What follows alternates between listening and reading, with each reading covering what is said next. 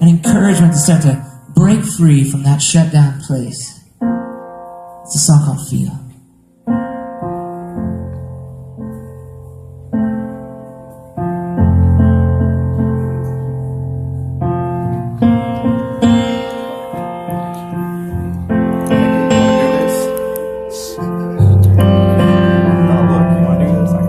Don't look down and don't look back.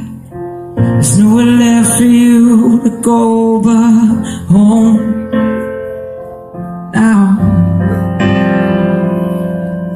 You may try, but you can't deny there's something here just doesn't feel right now. Hold your breath. Come on, take a step and feel.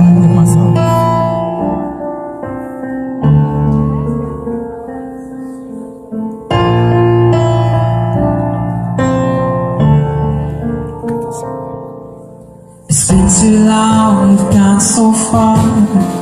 Feels like fear is all you've ever known.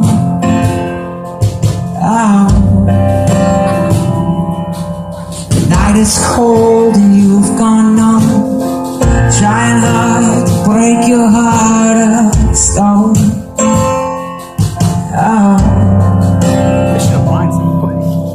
Hold your breath.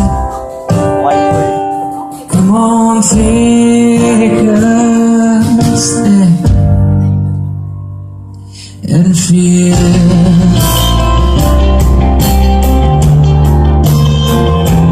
Just feel.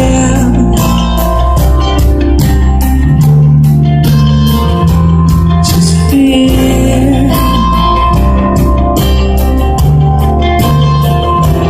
Just feel.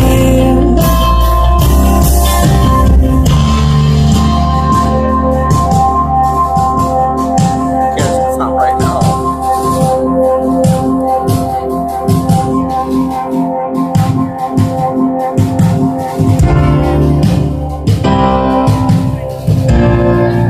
I believe there's a God who is close to the brokenhearted and calls us to himself to be healed.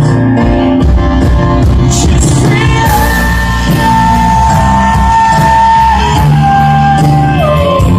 Just feel.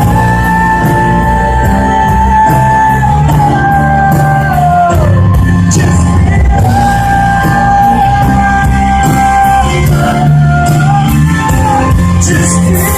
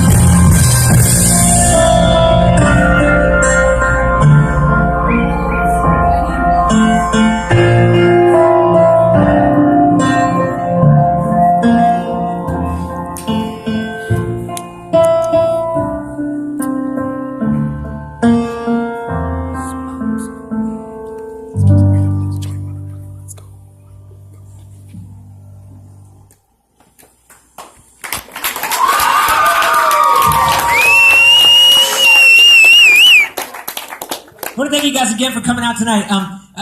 Just out of curiosity, who all saw us today at the show?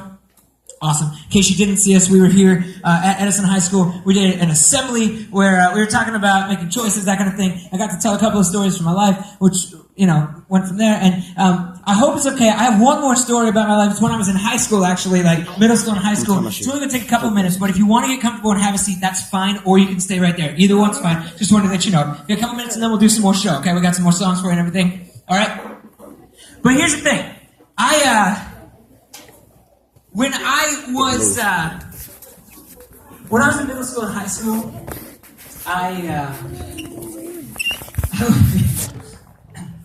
let me preface this by saying that some of you are going to identify with what I'm about to say, and some of you are going to want to punch me in the face, okay? So, just fair warning, all right? So, when I was in middle school and high school, I was that guy who...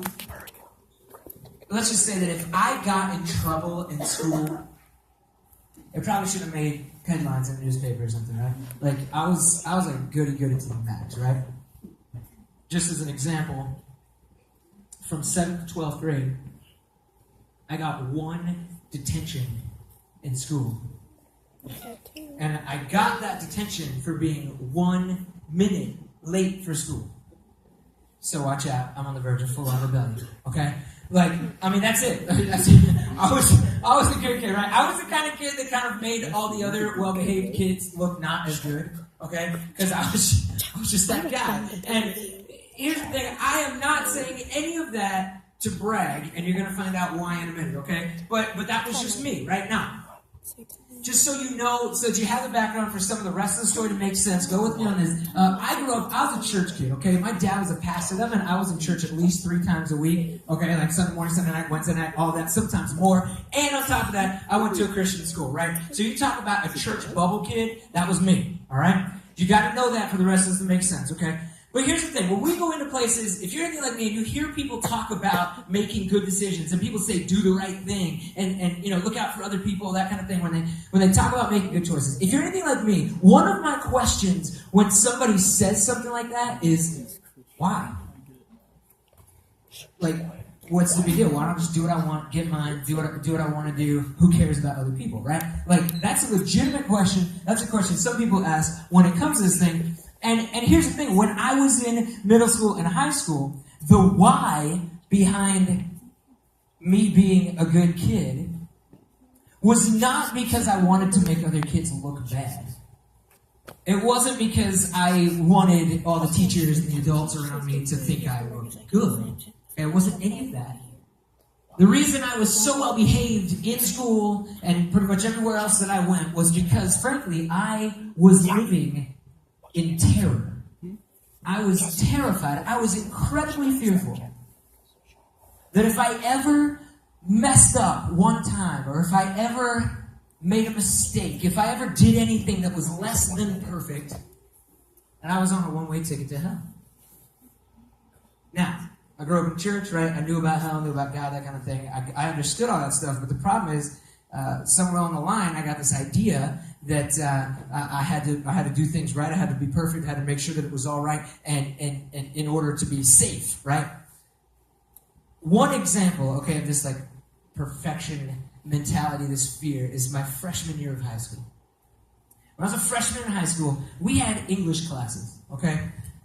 In English class, we had spelling tests, okay? And spelling tests, we had to do the word, we had to write the definition, write it in a sentence, all that stuff, right? I was one of the first people done almost every time, right? And everybody knows that's a race, so that made me look even better, right? So I was one of the first people done at the beginning of my freshman year. By the end of my freshman year, I was one of the last people done every time. Not because I forgot how to spell, not because I forgot how to put in a sentence or any of that stuff. The reason I was one of the last people done every time was because as I would write my answer on the paper, I had to draw every letter perfectly. And if I didn't draw those letters perfectly, I had to erase it and rewrite it, and erase it and rewrite it, and erase it and rewrite it until it was perfect, and I had to go to the next word. And sometimes the problem was there was a time limit on all that stuff, and that meant that even at the end of that, I'm still trying to do it right, and my teacher would say, hey, there's no more time. You have to turn it in, whether you're done or not, no matter what it looks like, you have to turn it in. And I would turn in my paper, kind of fearing for my life, because it wasn't perfect. Terrified. Now, Imagine that perfectionistic mentality, that fear, moving into every area of your life. Not just spelling tests, everything I did had to be done right, had to be done perfectly. If it wasn't, I had to do it again, had to make sure it was right. I couldn't be any less than perfect. If I was, it was a problem. I was going to hell. It was a problem. And so it was driving me to my junior year of high school. I was a junior. By the end of my junior year, I got to the worst point it did in this whole time.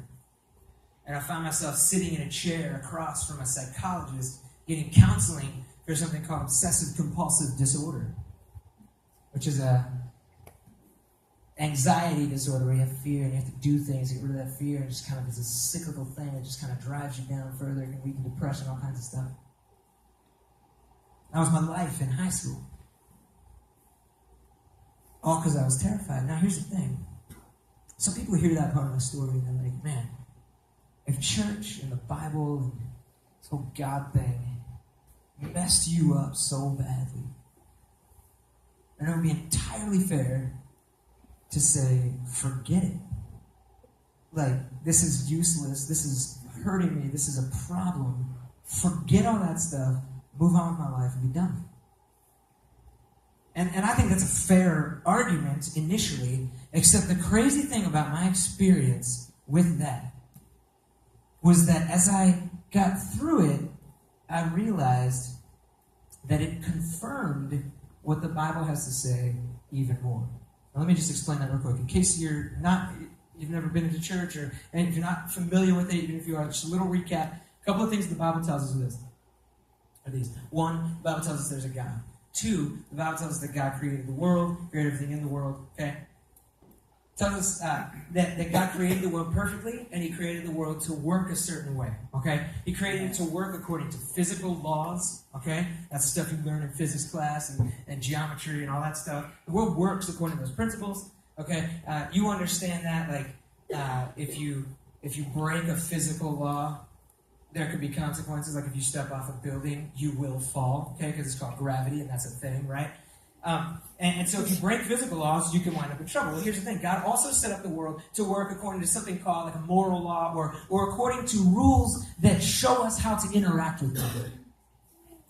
And He set it up so that if we obey those rules, if we do those things that He set up the world to work like that, if we do it, the world is awesome, okay? Imagine a world where there's zero stealing, right? God said, don't steal. And if nobody ever stole, if everybody just listened to that one rule, you wouldn't have to lock your doors at night. You don't have to worry about your stuff being taken.